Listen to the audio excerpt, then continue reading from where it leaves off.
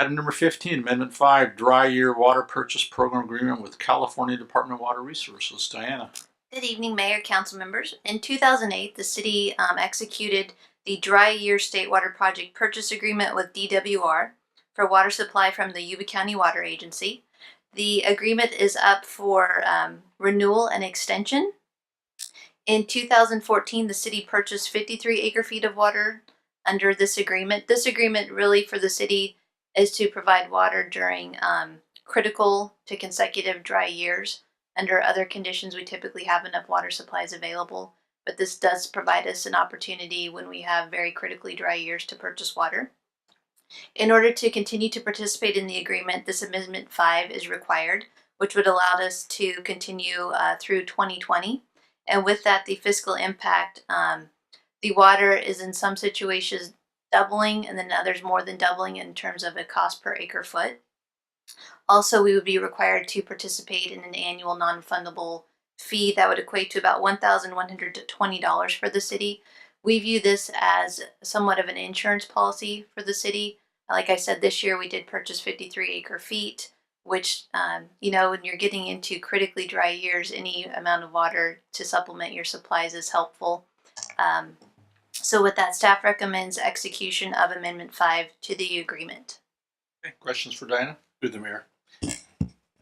With the doubling and tripling of these rates, will that affect our rates during those years that we actually do this, or how do we accomplish Right. those So rate increases? a few months ago, Council authorized execution of agreement with NBS for a rate study. One of the tasks for NBS is to determine when we have drought conditions, what should our water rates be to reflect the cost of operations as well as the cost of water. So they will take this into account when determining what the rates should be in a water shortage situation. So does that require a Prop 218 vote Yes. to do that? I mean, Yes. as far as setting up the framework of how we would do that. Yes, so early 2015, the draft rate studies will be presented to council, and then we will go through a 218 process for approval from the ratepayers. But during the times that we need to increase those rates, it would be part of that rate study, so we wouldn't Yes. have to come back and do a separate 218 when we need to increase it. It would be Right. built into that. We would establish drought rates. All right, thank you. Diana, just a point of clarification. Now, we've banked a lot of water from future years that are coming up, and consider how much water we use and how much water is available to us. We're still nowhere near using our full allotment, correct? We're not anywhere near using our full allotment under normal water year conditions. In 2015, you were correct, we have banked water in previous years. We had banked a little over 6,000 acre feet. In 2014, we're going to be using approximately 5,000 acre feet of that. So going into 2015, we're only going to have approximately a little over 1,000 acre feet of that banked water available.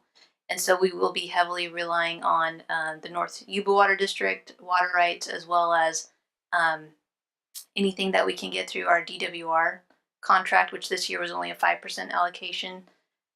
We are reaching out to, there are other alternatives that we're exploring as well, but recognizing with that just like the costs associated with this contract, the cost of water has gone up and will go up as we continue to have critically dry years.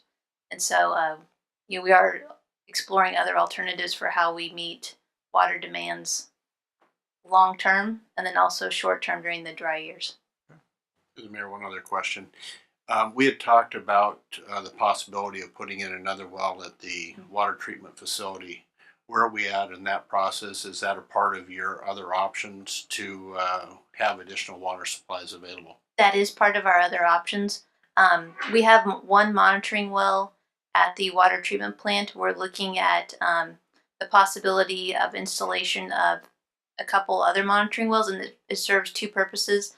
Number one, to allow us to better quantify and qualify the water, groundwater available in the vicinity of the water treatment plant. So quantify in terms of what are the current groundwater tables in the aquifers, qualify in terms of arsenic, nitrates, and things like that, determine if additional treatment is required. With that helps us to explore the future for aquifer storage recovery. And so we're looking to work with the consultant to further develop how do we develop an action plan with short-term goals to provide an additional well at the water treatment plant for supplemental groundwater supplies, and then long-term, how does that turn into an aquifer storage recovery project for the city? Thank you.